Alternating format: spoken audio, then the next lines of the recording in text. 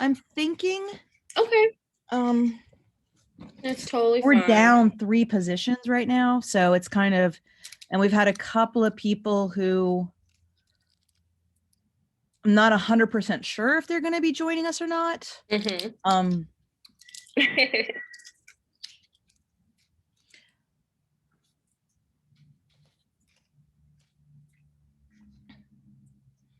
so yes. Okay. You should be logging in shortly. Here comes Autumn.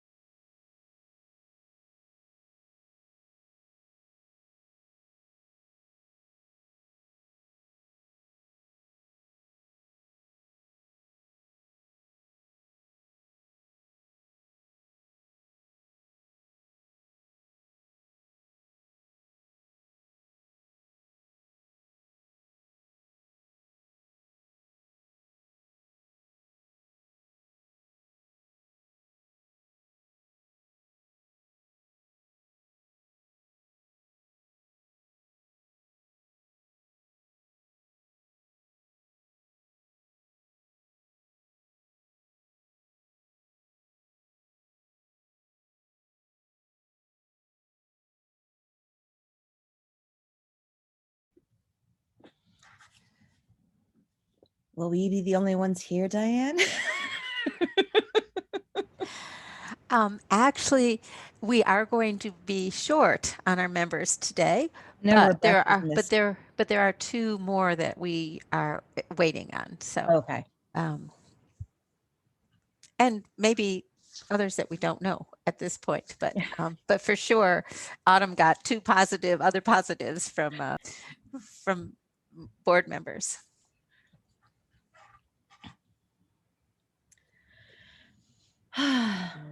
So what are you going to start doing? You mean with retirement? Yeah. I mean, seeing behind you, I'm seeing things like being packed up and everything. Yes, you've got it. I am definitely trying to get things somewhat in order before I leave. But Yeah. you know, my children and grandchildren live on all ends of the country. So Ah. I was hoping to travel, but that will be on hold for a while. So thank goodness for technology is what I say. Yeah, definitely. So hi, Jerry. Sherry, how are you? Sherry. It's nice to see you. Good to see you too. So I think we're still waiting for Shayla, if I'm not mistaken. Is that correct, Autumn? Ah, here she is. There she Shayla? is. Hi, Shayla. Hey. Oh, sorry I'm late. No, it's a minute. You're Yeah. good. Yeah. I don't consider that late. So, No one had to text you to remind you, which I've been in that position before. It's like, where are you? And I'm like, I'm trying. Or when you're in the wrong Zoom, you clicked on the link and you're in one Zoom meeting and Mhm. somehow everybody else is in another Zoom meeting and you're just sitting there waiting and waiting. Happened to me And then too. you finally email and you say, am I in the right meeting? And they're like, no, because we're in this. It's like, but I clicked the link. yeah. Now, the good thing is none of us are cats, right? Oh, I just think that was priceless. It was. Ah. I have I think cats someone playing will with do dice in the background here. Ah.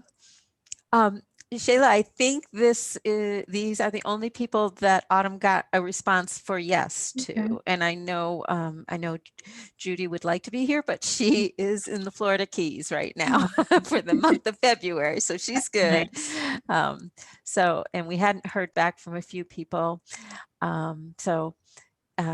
Anyways, so you can call the meeting to order, Shayla, as our chair. I'd like to call this meeting to order. And I also just want to acknowledge Rebecca and her grandmother. So I just wanted to give my condolences to her and her family. Yes. Going through- Yes. I'm sure it's not easy, especially with COVID, but I hope they're doing well. So let's see, public comment. Do we have anyone? There is one person, Robin Hoffman, that is raising her hand, so I can bring her on in. All right.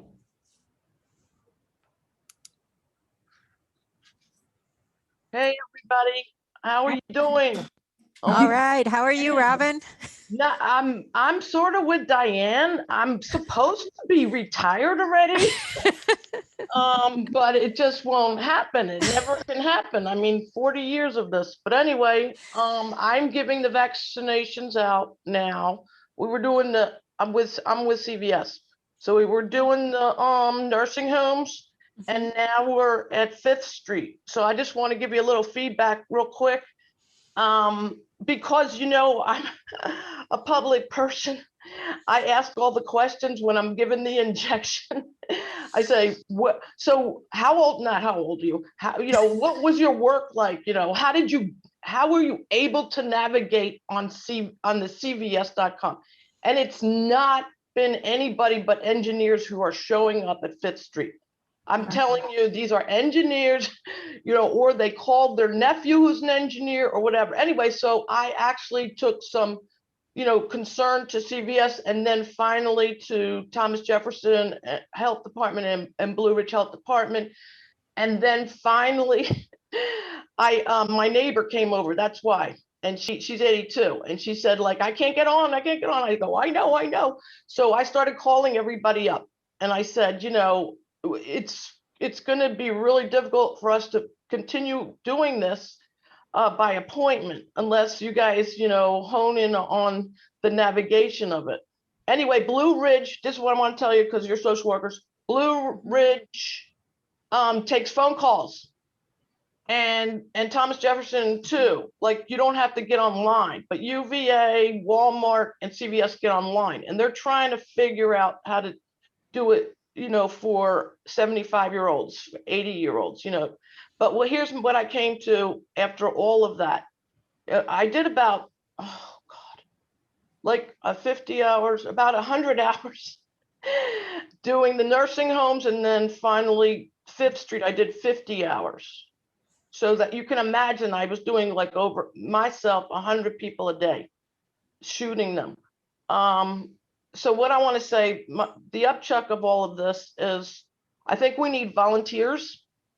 because until April, we're going to be doing, in store, in tents, in whatever. In April, the design is to have it in the doctor's offices, because the vaccine is not going to have to be temperature controlled. That's one tweak. And then the other tweak is there's, Johnson and Johnson, there's all these different types of vaccines that are going to be able to be in a regular vaccine refrigerator. Then the best news, and spread the word, is that the first emergency people that got vaccinated in January, they have families who, like their kids, their anybody multi-generation, they all got COVID, but they did not. So the vaccine works. Now, also, last thing is Pfizer thinks you only have to get one vaccine instead of, follow up with two. But how long it lasts is still in question. Like your flu vaccine is scheduled because they know the efficacy is only a year. They hope that the Pfizer, and this technology is different than the vaccines that you're used to. So this technology, they really don't know how long it's going to last. But in this technology, they cured sickle cell with it. And this is how this ball started to roll. And this is really brand new. And does anybody have any questions? I just want to ask Robin, I mean, we have our employees as first responders have been getting the vaccine. And wondering, and when you say, you only need one of the Pfizer, at this point, everyone getting Pfizer as a first responder is getting 2 shots. Yes, and- they're only saying that because of the Texas storm and that sort of thing. They looked into it again, and they were like, you know what? It's going to be fine if you only had 1 shot, if you don't get to the 30 days or the 21 days for the Pfizer and the 30 days for the Moderna. At this point, like, it's going to protect you. Don't get really, nervous that you didn't get your second shot. But that doesn't mean the efficacy is going to last more than a month after that. That's right. That's right. yeah. So it's not that you shouldn't get a second shot. It is just that don't get all upset if it isn't immediately the date that you thought it should be. But you should go forward with getting the second shot. And I just, one last thing that you just brought up to my mind was the people that came into the 5th Street, they were traumatized. So social services, they needed you to be online. And by the time they got to me, because they didn't think, first of all, they were waking up at 4:00 in the morning to get on the appointments. Then by the time they got to me, they were freaked out. I had, it's a good thing I'm a nurse as opposed to a pharmacist. I have a pharmacist who sits next to me. But, it's a good thing I'm a nurse, and I'm also I'm rehab specialist and all that kind of stuff. But, and also I was a certified school teacher, school nurse for a while. So, I know trauma.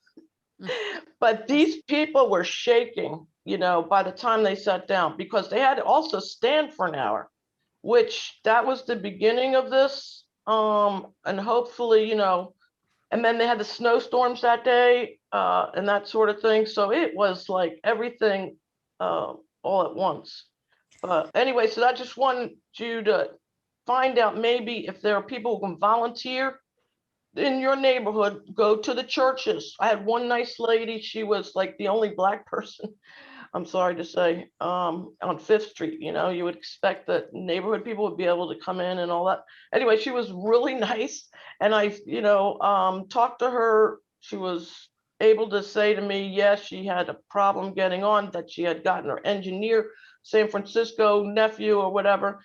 And then I said, how about if you go back to church and ask, your pastor or somebody to organize, like everybody come, 6 feet apart or whatever, or even on Zoom with a tutorial, of how to get a vaccine, rather than them just, it's really right now, because of it being the first line vaccines, there are people backed up with appointments.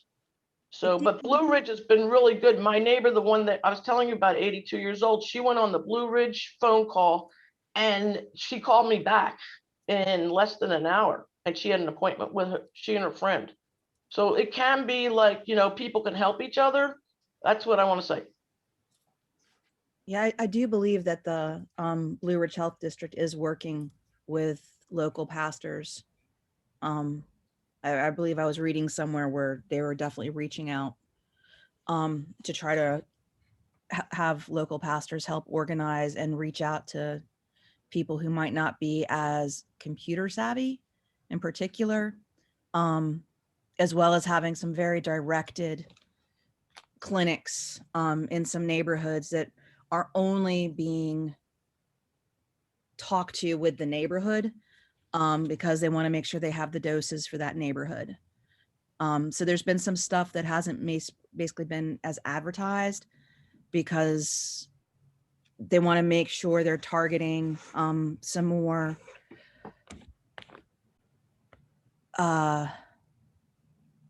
susceptible populations and making sure that they're not getting, that the doses are being saved for like Crescent Hall and Piedmont Housing Alliance. Some areas are being, there's some clinics that are going on in those neighborhoods specifically to help make sure local residents get vaccinated.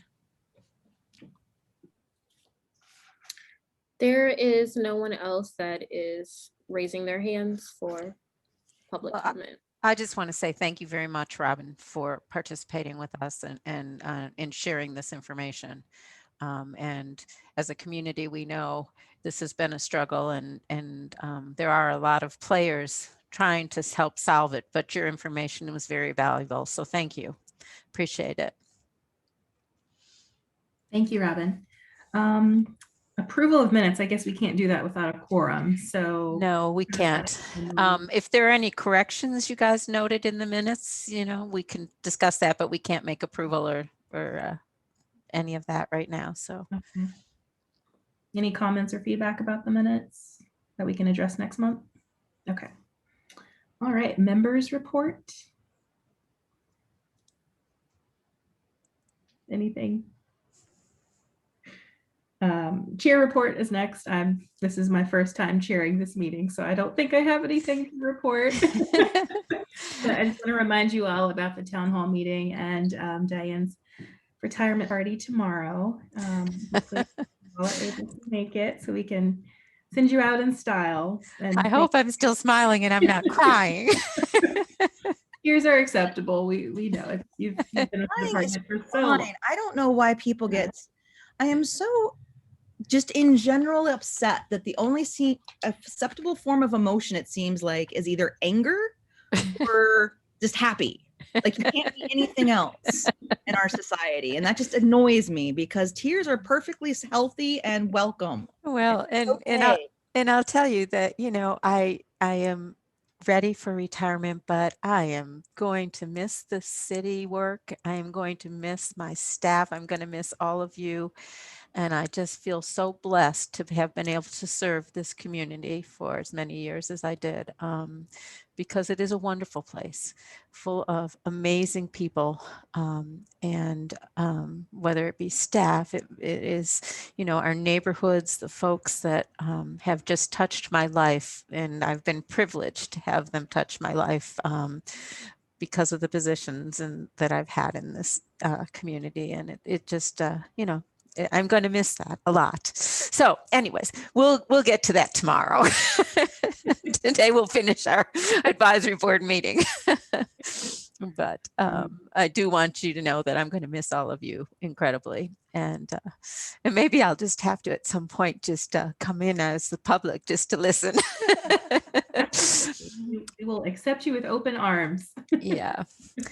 And correct me if I'm wrong. I know we had a meeting in January and now we're having our February meeting. And did we decide to go to every other month until we're through the pandemic? So the next meeting would be April, correct? Okay. So I just wanted to make sure that that's true. The city hasn't moved yet on filling my position, but I will be talking with our new city manager on Thursday about that and getting it posted and getting things out there. At this point in time, the April meeting, I'm assuming we won't have a new director by then, but I mean, unless it was some kind of miracle. But the April meeting, I am requesting my assistant director, Sue Moffett, be here as and representing the department at the meeting. So just so you know that, and then hopefully she'll be able to do it. We haven't really, I mean, I'll be having some closeout meetings with her, and but I know she is willing to take on a lot of the responsibilities and committee work I've been doing and stuff. So it's, I'm leaving, I want you all to know I'm leaving the department in very good hands. I have 4 wonderful managers, including my assistant director, Sue Moffett, and you all know Laura Morris, who's our chief of administration.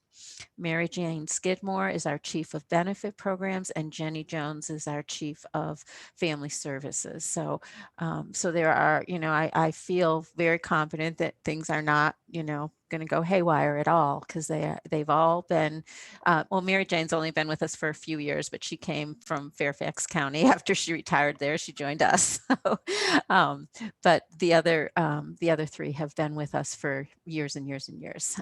So they're all very well seasoned, and I think that everything will go smoothly.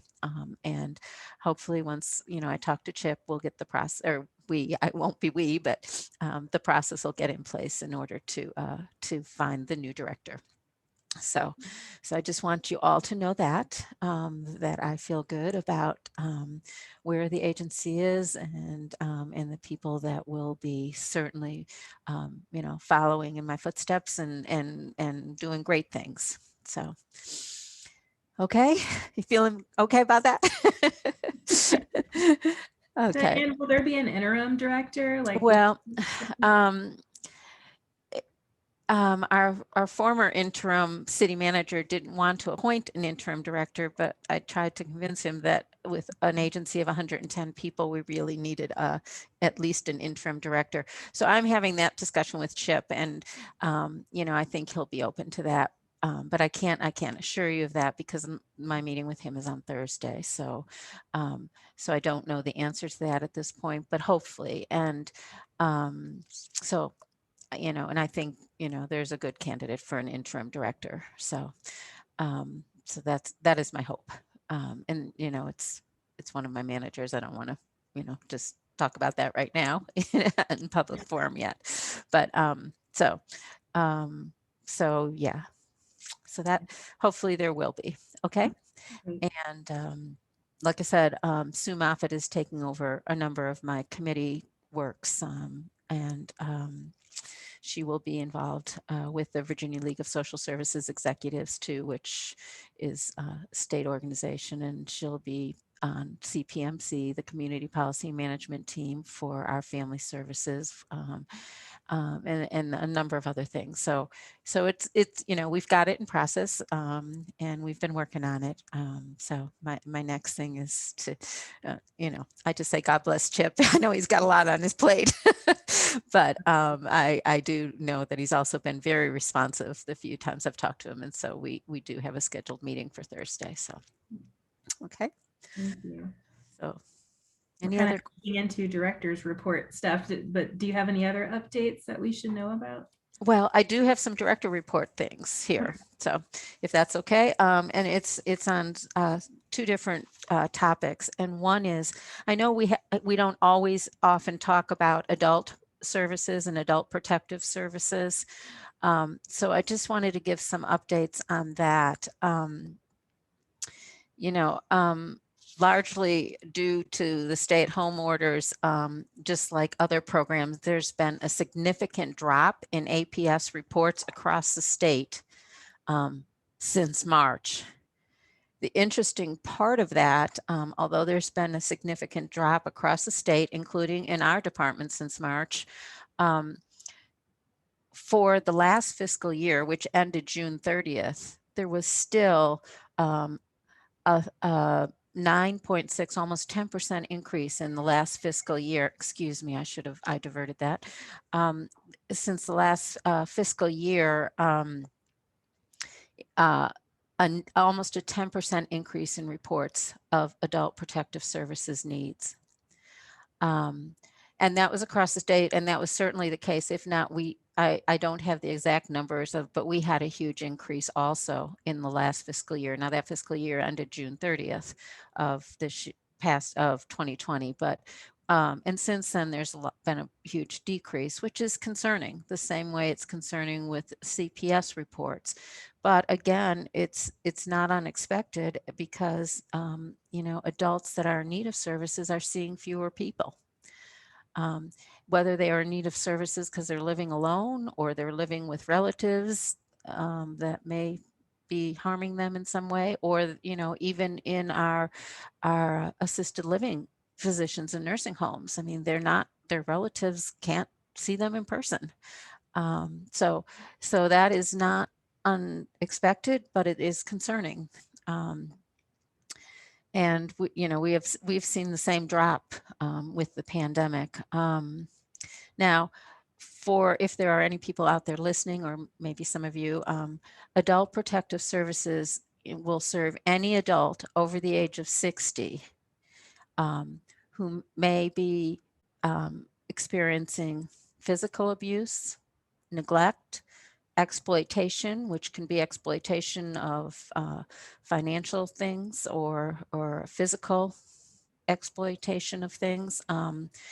And it also serves any adult 18 to 59 who has any mental or physical medical conditions that means they're continually in need of services. So, and sometimes, I mean, it's just like CPS. Sometimes the reports aren't validated, but often by the time, even prior to the pandemic, by the time we get an APS report, it can be very serious, and often those reports are validated. Not always, but often. And it can be self-report, it can be a neighbor reporting, it can be medical professional reporting, it can be somebody who's just seeing or hearing things, and they don't even know who the person is, but they know where they live, they know. And the difference with APS and CPS is, as long as a judge has not determined that people cannot make their own decisions, they may be suffering abuse or neglect, and they can refuse our services. So that, you know, that is a very difficult situation also.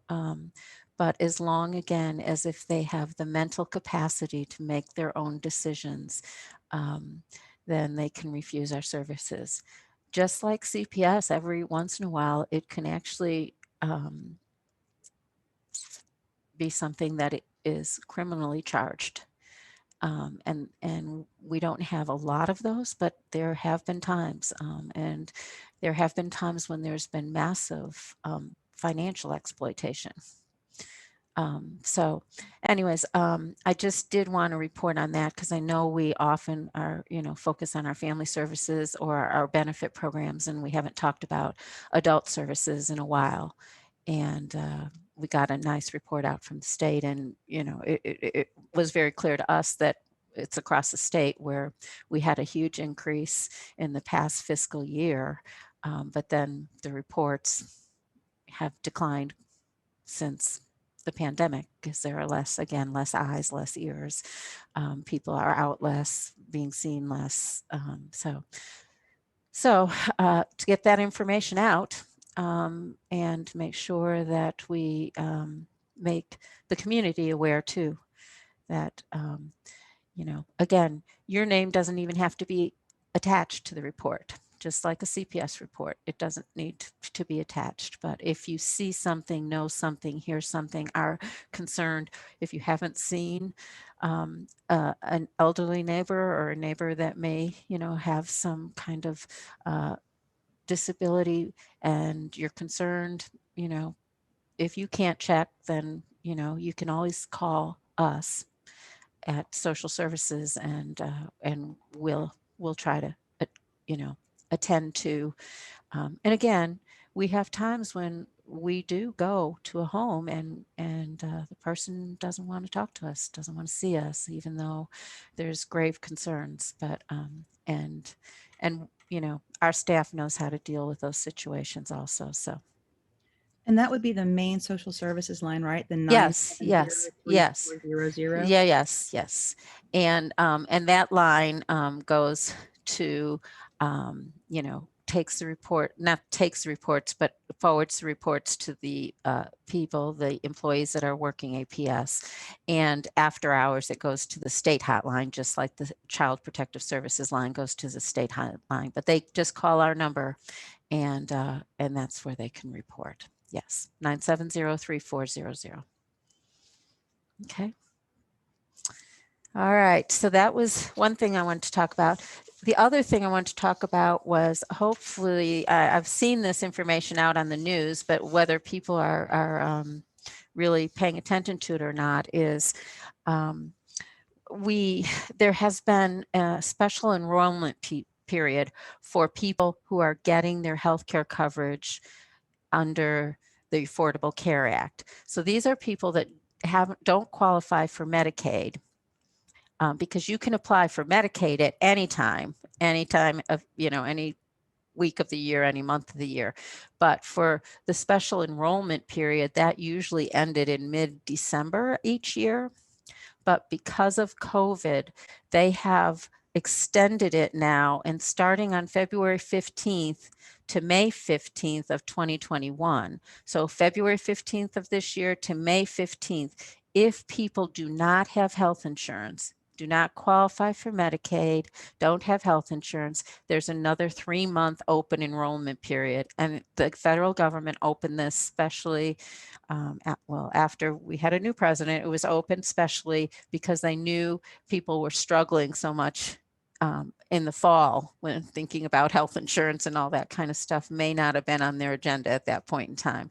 And people may have lost jobs since then and no longer have their health insurance. So there is a special enrollment period from February 15th of 2021 to May 15th of 2021. So if you know people in the community that may need that information, please share that. And it's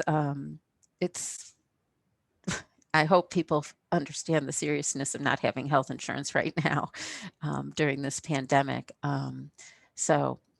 Any questions on that? What are the basic income and asset guidelines for that?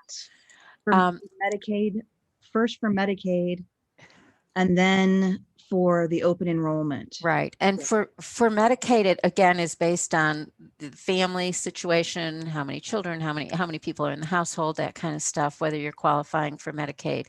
But and single individuals can qualify for Medicaid too. There's adult Medicaid and there's family and children's Medicaid. So I'm not trying to leave people off that, are single individuals or married couples.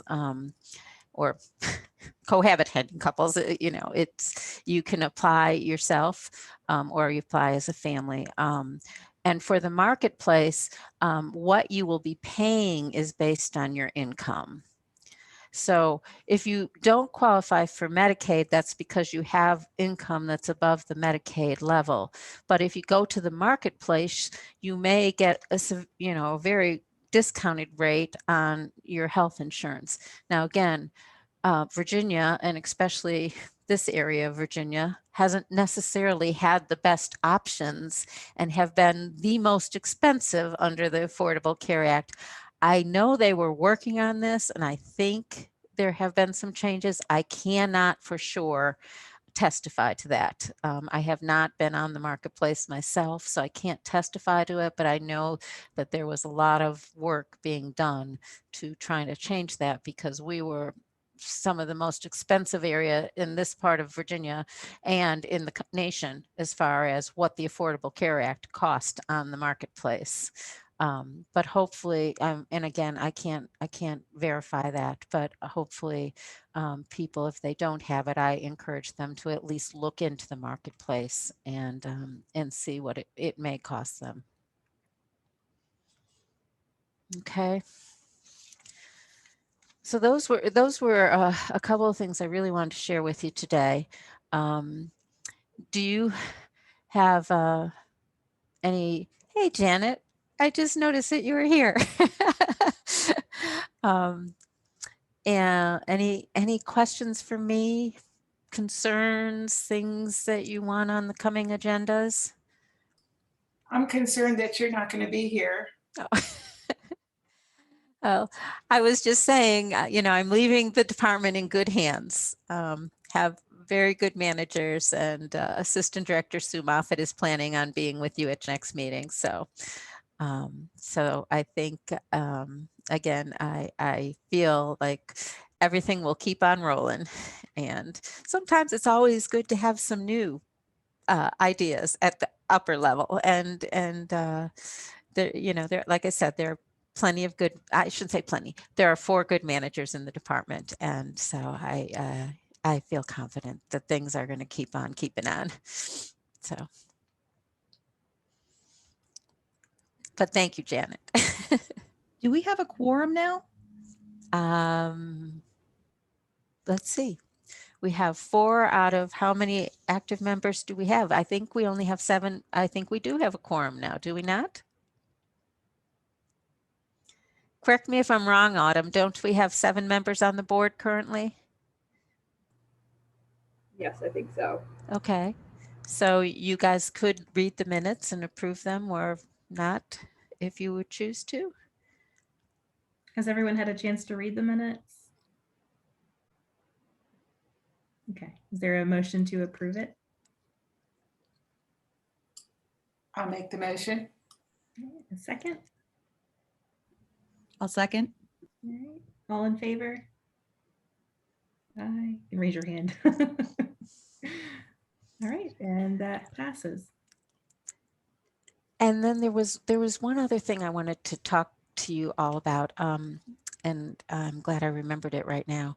One of you had asked if you could be included on some of the internal cultural humility, cultural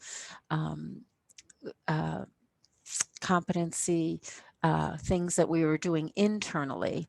And we have ones that we send out to people that they can sign up for and do externally. And there were many more of those available prior to the pandemic. And we actually paid for people to go to some trainings. And but at this point in time, most of them that we've been doing have been internal, and they've been led by staff, that we have readings and that kind of stuff. And I know that few of you were asking whether you could participate in those. I'm going to tell you my personal feeling about that internal one is there are times at the internal ones where staff are sharing very personal experiences.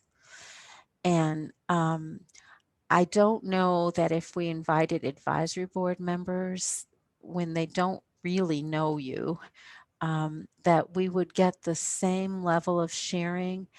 And I can tell you from some of the ones I have been to, some people are very forthright, and it's very painful. I mean, it's painful for some of us to hear it, but it's also painful for them to share it. And I don't want to disrupt that. I'd be more than willing. Oh, of course, I'm not going to be here at this point, but as we move forward and we get through this pandemic and we have more exterior opportunities that we'll be presenting to staff, to then share those again with the advisory board. But I hope you understand why I think the internal ones that we're doing, and it's just colleagues, that we keep it that way. Is that understandable? I mean, this work in particular that is happening, if for it to be really good and really deep, is going to put people in a vulnerable position. And to be among people who they already know is going to allow that to happen. Right. And bringing in people who they don't know and don't know what their backgrounds are will stifle that work. Yeah. So I'd rather see the work being done in social services correctly than, for us to be, I mean, we can find it in other places.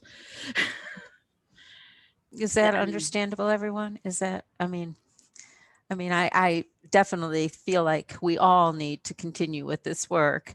But I do think that, again, at this point, when the only thing most of the things we can be doing, other than some online videos and stuff like that, but most of the things we can be doing when we're really having discussion kinds of opportunities, I feel it's kind of important to just limit it to staff and colleagues that they know.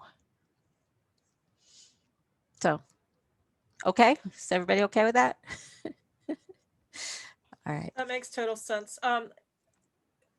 Sina said we could find other things. I'm just wondering if there are other opportunities in the community that is there a way to get information about those? I receive a lot of things, and I've participated in a few, and some of them have had to do with the book festival this year, and it's all been online, but I've been getting those from UVA, and I don't know if I get them. And I've, gosh, I had a really, the book Evicted, if any of you have read that book, but the author was actually, and I had been invited to that, and it was a great presentation. And if you've never read the book Evicted, it's quite good. It really is a detailed study of evictions in Milwaukee, in the city of Milwaukee. But I think you could put that all over the US as far as the circumstances of how people are evicted, the lives of people that, are facing evictions and the struggles. And that was, really, really I thought quite good, but let me see if I can find out. I'm not sure which department, well, that came from the book festival, but UVA has been sending out those kinds of things, and I'm sure I'm getting them because I'm the director of social services. But let me see if I can find out any avenues, and then I will pass those along to Sue Moffett and pass them along to you also. And I'm going to, this is not something, but if you have not read the book, Caste, I really suggest that. I'm in the middle of it right now, but it is an excellent book also. And it really is about caste system, and does lots of comparisons of castes around the world, including in India, the caste system, and compares with the US and how we actually still have a caste system, although we have abolished slavery. I will tell you, I can only read that book in like a chapter at a time because I find it so painful, which is good in the sense that I need to find it painful, and I need to be, pushed to see what I can do to help try to alleviate where we stand as a nation. And I can't do it alone, but I can do my piece, So anyways, that's another book that I recommend highly if you have not read it. And I don't think it's out in paperback yet, but I'm not sure of that. But thankfully I got it as a Christmas present from somebody. So,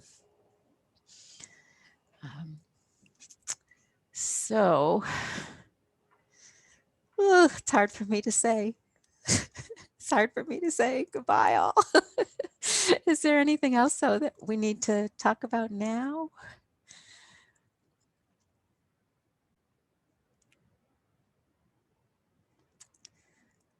Oh my. Are you leaving an address or email with someone so that perhaps in 6 months or 8 months when we can do it, maybe some of us would like to have lunch with you and retirement. You know what? I will send you all my personal phone number, okay? And my personal email, okay? Does that sound good? I mean, if you want it. you don't have to want it, but if you do, I will send all of you that, okay? Thank you. And again, I look and I think, how gracious of all of you to volunteer your time to be on this board. I so appreciate it. I have worked with so many wonderful people on our board, and that includes all of you. Was that the cat? Wonderful, Sherry. And I, our community is better because of all your service. We are a better community, and we will continue on that path due to the likes of all of you. So I'm very grateful to all of you. So, and you can join us tomorrow afternoon if you have time.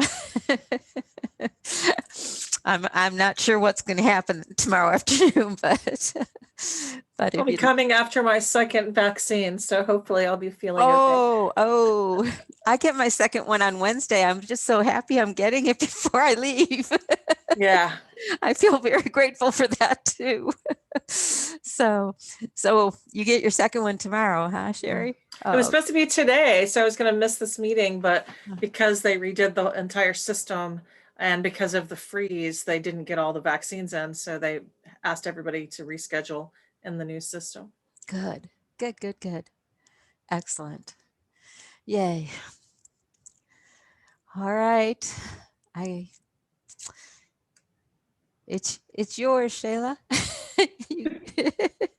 All right. I don't know how to officially close a meeting. I've never done that. You can just say anything else. If not, we will, this will end our meeting. Okay. We don't have to vote on it.